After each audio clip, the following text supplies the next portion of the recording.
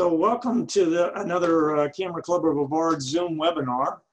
I wish we could meet in person, and I hope everyone continues to stay healthy and happy while we're still stuck at home, or at least most of us are stuck at home. And so let's get started. This is the second webinar, and we've got about 3 more to go if you stick with us here on photography composition tools and concepts. And as we discussed in the first webinar, many experts tell us that the most critical ingredient for consistently creating captivating images is seeing creatively. So the challenge is it takes practice to develop this creative vision. And this series of webinars attempts to break down some of those key components of composition. There's a lot of components of composition, but we're going to talk about 5 or 6 of them in a way that can be easily practiced and applied to our photography. So one aspect of creative photography is composition. We defined composition in our last webinar. However, let's review it again. Composition can be summarized and probably oversimplified, if you will, on how we frame our image and how we decide what to include and what to exclude from our image. And our composition is greatly linked to our creativity, our personal perspectives, our understanding of design principles that we can apply to our remarkable photography.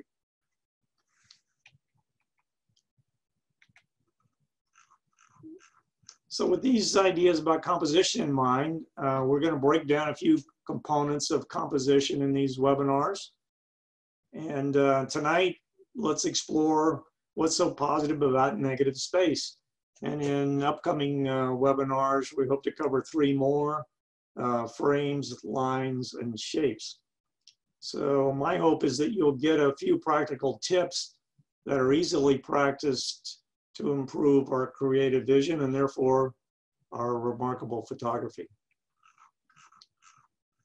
So what is so positive about negative space? And by the way, what is negative space? How can we apply, practically use this concept of negative space in our photography? So I hope to answer those questions tonight. And quite simply, negative space is the space within the image frame that surrounds our main subject of interest. And you've probably seen many graphics in photographic articles and books that help demonstrate this principle. And this figure is a good one to understand both negative and positive space. So what do you see when you look at this graphic? Most people see 2 faces. The white areas make up the positive space, or what would be the main subject, the 2 faces, while the black area is the negative space. If on the other hand you see a vase, does anybody see the vase? Then the black area is the positive space. And while the white area is the negative space. So you can see in this particular graphic, it can switch depending on what you believe the main subject is. So let's look at this concept in this simple photograph. We said that everything in your composition that is not your primary area of focus, that is your main subject, can be considered negative space. So in this image, the black areas, or what amounts to be underexposed water in this case, around the kayaks is really negative space. The kayaks are the positive space, or the main subject in the image. And if you squint your eyes a little bit, you might notice the shape of the negative space in this image. You can see it mimics somewhat the shape of the kayaks themselves. So you can see that the negative space can place a tremendous role in focusing your viewer's attention on the main subject.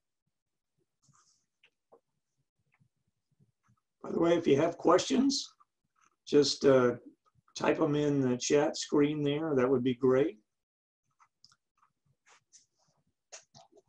So many authors suggest that negative space should not contain much detail. So it it doesn't compete for the attention of the main subject in your image frame. You know, negative space lacking much detail naturally draws your viewer's attention to the main subject because there's not much else to look at.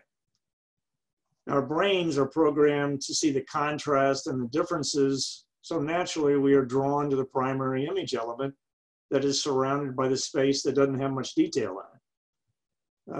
Over time, and possibly through oversimplification, negative space has been explained by many authors as blank emptiness in an image, or at least those areas surrounding the main image that lacks much detail or texture.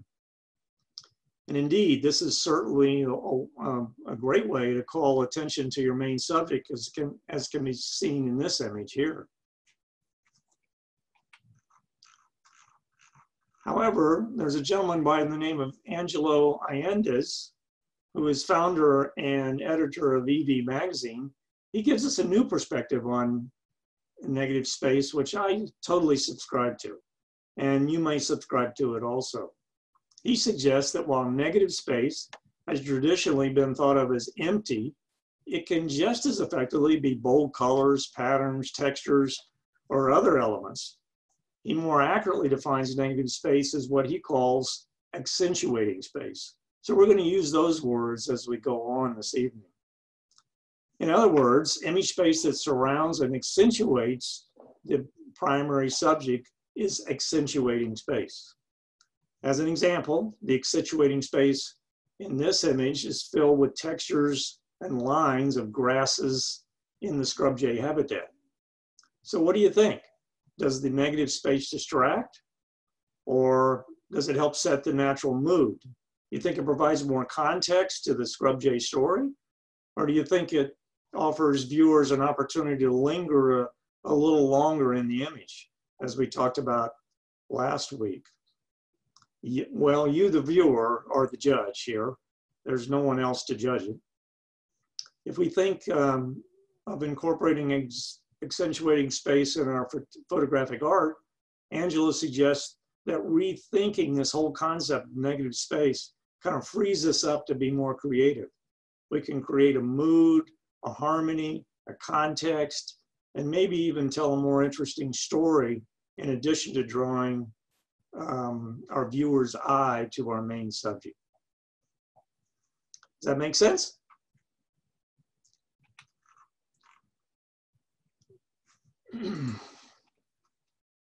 So like all compositional tools, there's no right or wrong way to use accentuating space, only what feels right to the artist.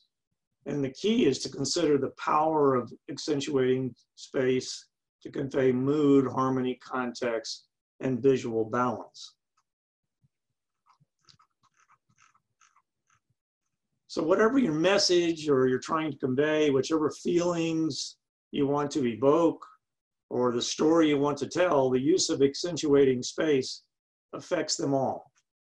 A good example of this can be illustrated in the following two versions of the same image. This version of the image is a cropped version of the next one we'll look at. In this image, the subjects are large in the frame. Negative space of high tonal values surrounds our main subjects here. It's helping us to define their shape. We are drawn to the human form, and the contrasting shapes in the image, we do what do you think the story is here? Could it be they're discussing their future possibly? And where is the story taking place? Maybe it takes place on a riverbank late in the evening, possibly. What do you think? Now contrast that to this image. It's the exact same subject, but suddenly we see the context of their whole environment. We now see the lovely setting they are in, the sunset on the horizon. We are instantly drawn to their silhouette. The accentuating space tells us a far different story from the crop version. These are two images, the exact same subject, but they tell a far different story and evoke different feelings.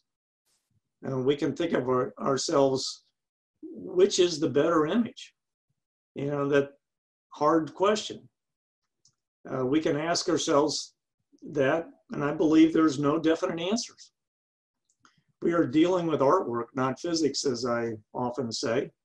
The beauty is always in the eye of the beholder, as we've all said to many people. But I like the story and feeling conveyed in this version.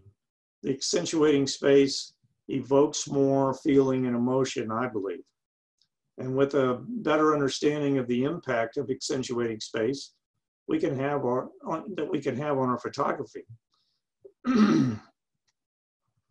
Let's look at a few ways that we can practically incorporate accentuating space in our own.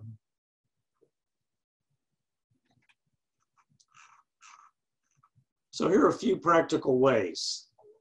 You know, one thing we can do is we can always be mindful of possible points of view and framing opportunities that best incorporating accentuating space. For instance, you may be photographing wildlife on the beach, as I was this day. Along your hiking path, you notice seaweed washed up on the beach, and that might just be a little more interesting in accentuating space than the smooth sand. Now your challenge is to coax your subject into the seagrass and position your camera such that the seagrass fills the negative space as you crouch near eye level to this ghost crab. Nothing wrong with the beach sand, but the seagrass certainly sets the scene and provides added context, harmony, while providing the contrast of tones and textures that, in my view, are far better at focusing the viewer on our ghost crab subject here. What do you think? Another way we can create, another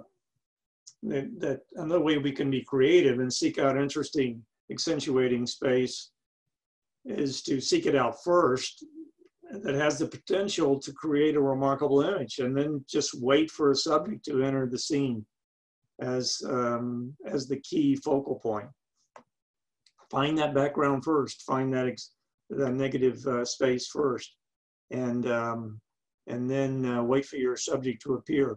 I especially like this image with this little guy on the right there, that his clothing seems to match the artwork that's on the wall of the Fuser Art Museum. I thought that was kind of remarkable that they showed up at the right time. When we travel, I like to find interesting accentuating space, which is an architectural background that reflects the location we're in. And I just wait for the subject to enter the scene.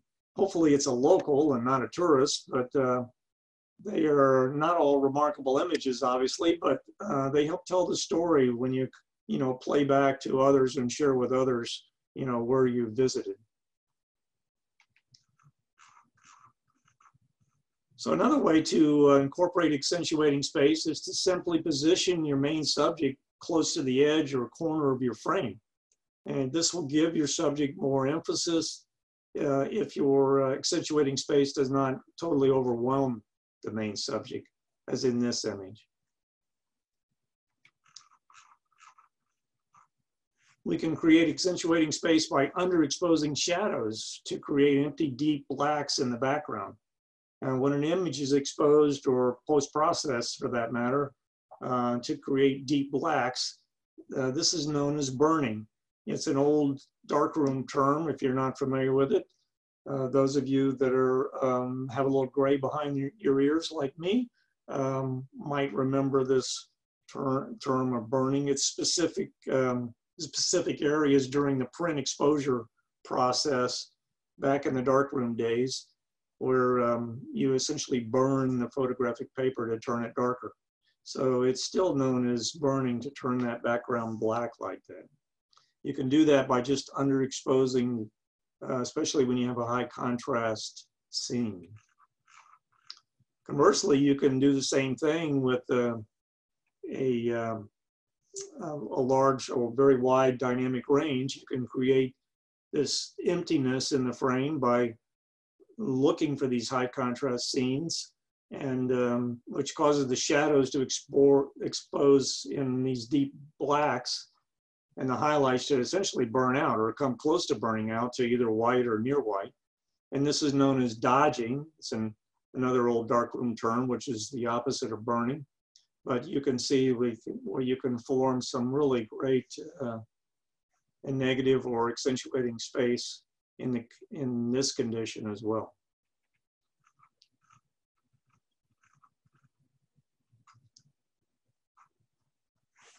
So seeking out and incorporating accentuating areas of contrasting tones can add interest and drama to your photo. So here's an example of that, where the tones in the photo, if you were to turn this in black and white, you would see very different tones between the negative space and the positive space of the subjects here in this color photograph. The same can be said for black and white.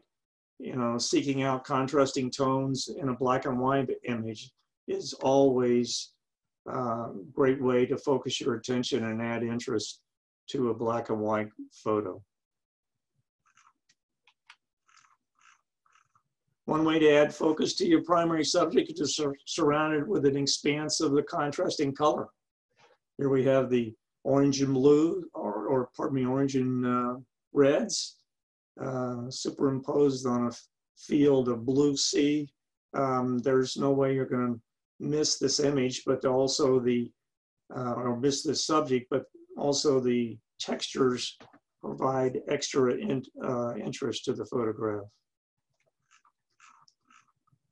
A great way to enrich your image is to incorporate textured surface as your accentuating space. Note that this image incorporates not only textures, but contrasting colors in the negative space behind our subject.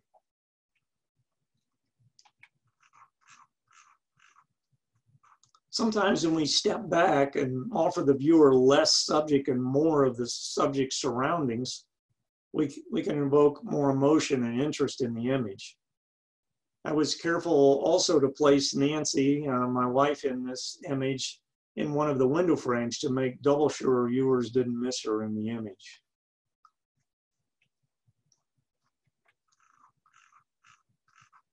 A simple way to create accentuating space is to use a large lens aperture. That is a small numbered f-stop, typically less than certainly f5.6. You get down to f4, f2.8, 1.8, that's even better. It gives you a shallow range of focus that we probably all know, and giving us a shallow depth of field. And by focusing on your subject, now the background becomes an abstract palette of colored accentuating space. Probably my most favorite way to create accentuating space, and often the most difficult to execute, by the way, is panning blur. Panning your camera during exposure of a moving object will cause the background to blur, creating this accentuating space that also conveys motion, which certainly helps tell my story of the delivery man in Amsterdam, don't you think? In most situations, it is a good idea to compose a moving subject so that they are moving into the larger area of the accentuating space within the frame. You know, we talked about that last week. We talked about the rule of space and give your subject some room to move into. Another way to turn a distracting background into accentuating space is to photograph subject in a fog or mist. And when the mist is just behind your subject is the most effective. The fog or mist can add drama to your image and be especially effective if your subject is spotlit with direct light from the front.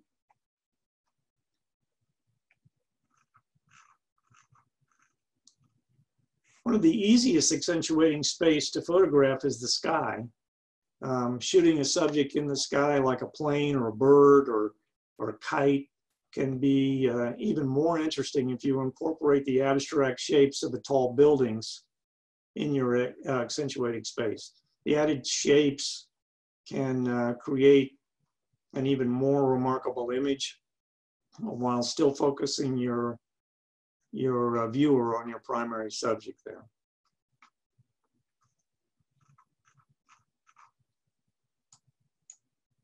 I'm looking at questions every once in a while, but I don't see any, so I'm going to keep going. If you have questions, you know, type them into the chat window. We'll be glad to stop anytime.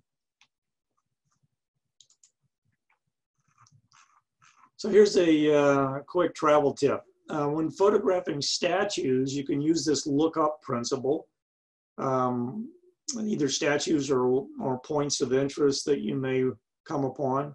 Using the sky for your accentuating space eliminates the city clutter often surrounding these monuments. They usually put these monuments right in the middle of everything in the background is so distracting.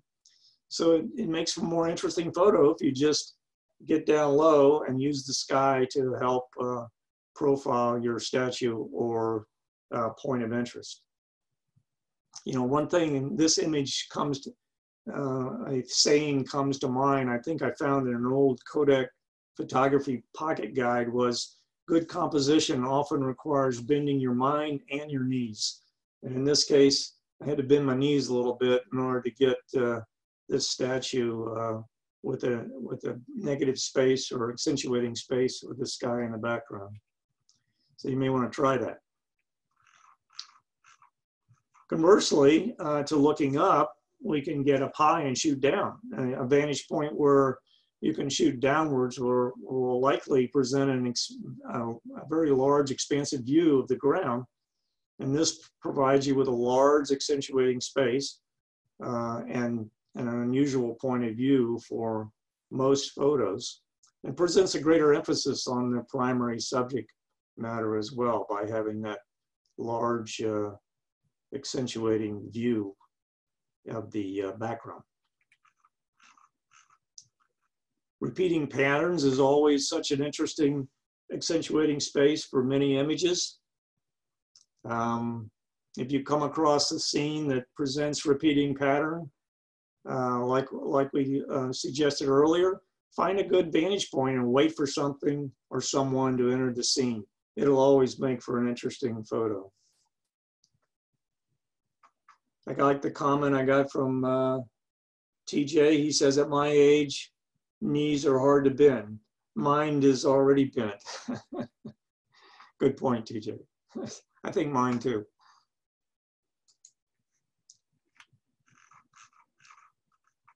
Many times, physical architectural frames within an image are associated with walls, which can offer a very wide accentuating space. And it dramatically draws your attention and your focus to your subject. We're going to talk more about frames in our next webinar, but frames is another favorite compositional tool of mine as well. As you can see in this image, one of my favorite shots I've ever taken of this gentleman in Germany. A pretty simple way to create accentuating space is to create a silhouette of your primary subject. You know, by backlighting your subject, you will eliminate distracting details and textures that may surround your subject, so creating a beautiful accentuating space featuring your main subject. Capturing a pleasing abstract pattern of reflections or what might be termed as optical effects that surround your main subject can elevate your image. These effects are often created when the direct reflected light shines on things like water or wet pavement or shiny objects. And these optical effects often create additional impact and emotion in your image and still be effective in focusing your viewer on your main subject.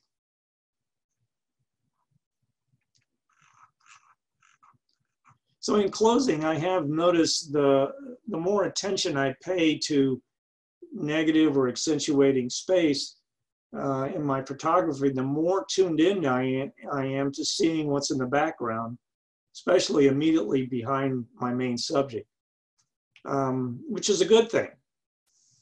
It's important to compose accentuating space within your entire frame, but most importantly, you don't want distracting elements immediately behind your main subject. And as your creative vision develops, you start paying more attention to both the positive and negative spaces in your image, resulting in far more remarkable images. So in summary, accentuating space is highly effective as a compositional tool, and it can be created in many ways as we discussed. As the photographic artist, you can decide when to incorporate one or more of these accentuating space techniques to create a mood or harmony or better context, and just simply better tell your story. In addition, including accentuating space in your images, it helps guide your viewer's eye to the primary subject. So, in closing, have fun with accentuating space. I hope you practice and experiment with the many opportunities to use this powerful compositional tool. I want to thank you for attending our second Camera Club of Brevard Zoom webinar. And I hope you picked up a couple of tips on how you can apply accentuating space to your creative photography. And I hope to see you in the next future webinars. As always, keep shooting, and may only the remarkable images be yours.